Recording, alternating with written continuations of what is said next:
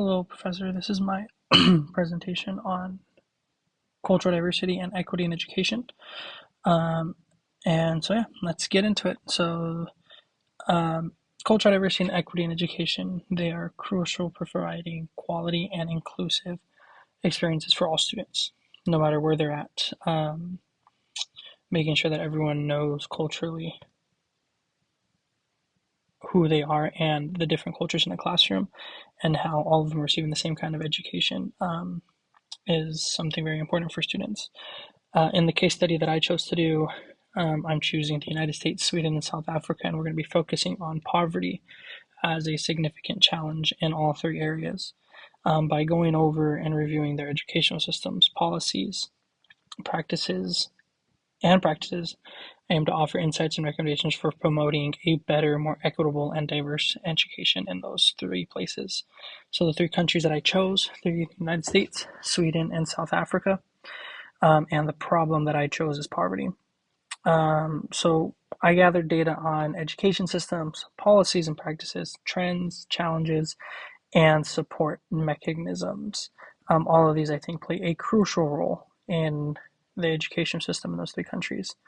Some demographic diversity. So the US, they have a very diverse student population and various ethnic and socioeconomic groups within the school system itself. However, the lower income in the schools areas, they need more resources than the richer neighborhoods. And that explains itself. And over 50% of our public schools, they are for minority groups, or a lot of minority groups come from them and attend them. In Sweden, diversity is increasing due to immigration. Schools are well funded there, and nearly 25% of students have a foreign background. And we see in South Africa, the legacy has left South Africa with significant inequalities. So there are various different levels of education, of equity, of cultural diversity. Schools in poor areas often serve Black or African American students, and they face severe resource shortages. And over 80% of students are Black African Americans. So now we're going to dive into kind of the access to a quality of education for those groups. In the U.S., marginalized groups, especially in urban and rural areas, they face many challenges in accessing a quality education. There are various programs such as Title I that kind of aim to make that bridge smaller, but there still remains that gap. And the achievement gap between high income and low income students and families are always going to be there. In Sweden, they provide a universal access to education, so everyone gets an education, no matter background, no matter income, anything. But there's always a language barrier, and often immigrant students face that, and they have a lower academic level because they don't understand the language. They tend to score lower than native students, and that's a given. When you can't learn in your own language, when you don't understand what you are learning, you tend to score lower. And in South Africa, the access is highly unequal. Well-resourced schools in affluent areas, they are better quality education, better resources, whereas the poor ones in rural areas, they don't really have much to go off of. And the pass rate in no-fee schools is significantly lower than in fee-paying schools. And so what does that mean is that if you don't have to pay for school, students aren't passing it, but if you're having to pay for it and it's costing you something, then you have to pass, or you will pass. And we're going to go over now the educational policies and initiatives within the three countries. So in the US, like the Every Student Succeeds Act, or the ESSA, focuses on accountability and support for disadvantaged students, whether that's a disadvantaged home life, a disadvantaged learning abilities, or anything like that. That act helps you succeed. But funding inequalities are still an issue. And because of property taxes is what funds schools, the schools that are in a better area of town or in a better city, they tend to have more property taxes go to them, which means more access, more resources, more abilities to do things, whereas the lower income communities don't have that. In Sweden, they really emphasize inclusion and equality.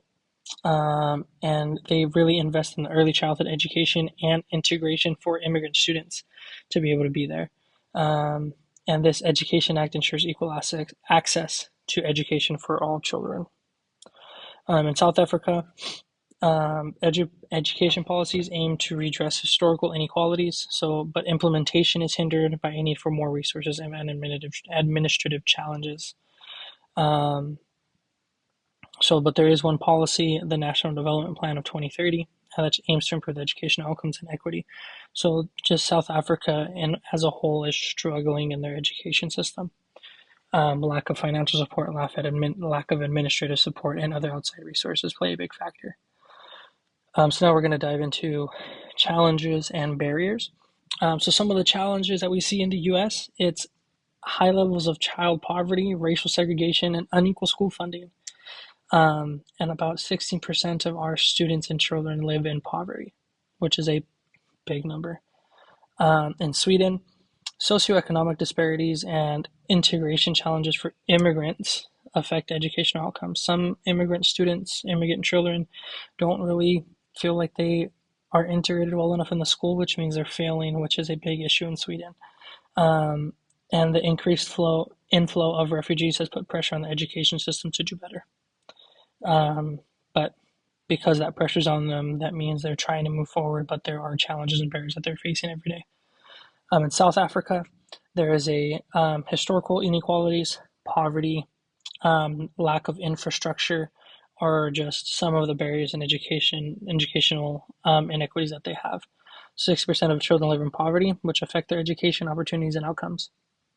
In most neighborhoods in Africa, if there are poverty neighborhoods, it's really hard for someone to get out and do better for themselves. Whereas if you're already born in a more well-off community, then you'll have a more well-off career, lifestyle, stuff like that. Here are some cultural responsive and inclusive teaching practices that I've seen within the three. So United States, there's a growing emphasis on being more culturally responsive teaching. That's understanding the cultures in your classroom, understanding your students' cultures, and teaching based off of those. But implementation is still working its way around our education system. And professional development programs for teachers on cultural competency are becoming more common, more training, more PD days for our teachers to understand the cultures and everything. That is becoming more common. In Sweden, this is a priority. It's a policy priority. We want to they support their teachers in addressing the diverse classrooms, and the curriculum is adapted to support that as well. So some can say that Sweden is a little bit more advanced in our school systems. And in South Africa, efforts are being made to incorporate indigenous knowledge and multilingual education because of all the different dialects that are there in South Africa. But resources and training are limited. But using multiple languages and instruction is encouraged, but needs to be uniformly practiced. So not everywhere it's being offered, not everywhere it's practiced. Some commonalities, differences, and trends. Some commonalities is all three countries face challenges related to socioeconomic disparities impacting educational equity. Each country has policies aimed to promote inclusivity and support for marginalized groups, but as we can see, some of them are not completely used in every school setting, or they are working their way to get there. Some differences is that the extent and nature of these challenges vary. Sweden is more robust. They have a better social support system than the US and Africa. And the historical context of apartheid in South Africa presents unique challenges that are not present in the US or Sweden. So each place has their benefits and differences, and some are doing better, some are not. And the trends that we see is there is an increasing recognition of importance for cultural responsive teaching and the implementation of policies to support marginalized groups. This is also not only a trend for these two countries, but a global trend to integrate multicultural education into the classroom and into the curriculum. Some strengths and limitations of educational approaches.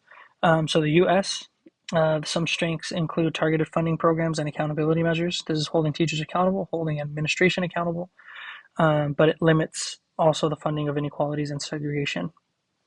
The decentralized nature of education system leads to variability in resource allocation. Sweden, some strengths include comprehensive and supportive and inclusive policies. So they're always constantly adapting both policies and curriculum to better fit their student needs. But some limitations, they are integration challenges for immigrants. Getting those immigrant students, immigrant children involved and integrated in the class has become something that's difficult. And in South Africa, some strengths include policy focus on readdressing historical inequalities. So they are changing their history. They're trying to make new history, new measures, and new ways to help. But limitations is they really lack the resource and then implementing in the classroom. So some implications for teacher practice, training, and policy development. So for teacher practice, we need to emphasize culture, responsive pedagogy, and support for teachers in the diverse classroom. For teacher training, we need to develop programs, personal development days that focus on equity and inclusion. In my area, we do that as pretty frequently, but we need to see this throughout the entire U.S. and in the world as a whole. And some training is training programs that focus on equity and inclusion, continuous professional development. Continuous professional development should include modules and cultural competence and strategies for supporting disadvantaged students. As far as policy development goes, we need to advocate for equitable funding, not let it just be the richer areas get the better education and the lower income ones don't, but we need to figure out a way where everyone is equal. And we need to address policies for academic and non-academic learning barriers. Policy should be evidence-based and involve stakeholder input. And some recommendations that I thought would be good is for the U.S., we need to increase funding in low-income area schools, strengthen support for culturally responsive teaching, and address systemic inequities. And the federal and state government should collaborate to ensure equitable funding. I think everyone needs to be on the same page about all the schools getting the same dollar amount and support. As far as Sweden goes, we need to enhance support for immigration students, promote integration, and continue to invest in inclusive education. So for Sweden, it's just you need to get those kids, you need to spark interest in them, spark interest in the family so they can get better connected. And in South Africa, we just need to improve resource allocation to under-resourced schools, support teacher training, support admin training, and also admin to teacher support, and infrastructure development and community involvement are crucial as well. And some strategies, an inclusive curriculum design that is develop curricula that reflects students' diverse backgrounds and incorporate multiple perspectives. So that's basing your curriculum off your students. Some teacher professional development. We need to provide ongoing training in culturally responsive and equity-focused practice teaching, making sure that we are up to date, making sure that we're being inclusive and equitable. And community engagement, having that bridge between parents and teachers and families is very important. So we need to continue to do that. We can do that by workshops, by hosting the families at the schools, and so on and so forth. And some policy advocacy is the policies need to reflect and promote educational equity, including funding, support services, and inclusive practices. If everything is aligned with each other and supporting one another, then everything will fall into place. And that's where we need to make sure that everything is and advocate for that. And so in conclusion, this case study examines the educational challenges and practices related to poverty in the US, Sweden, and South Africa. It highlights the need for targeted policies and practices to promote cultural diversity and equity in education. And by doing this, we will be able to better support the socioeconomic disparities, support marginalized groups, and foster inclusive practices for a better equitable education and give better opportunities for all our students. Thank you, Professor. I hope you enjoy.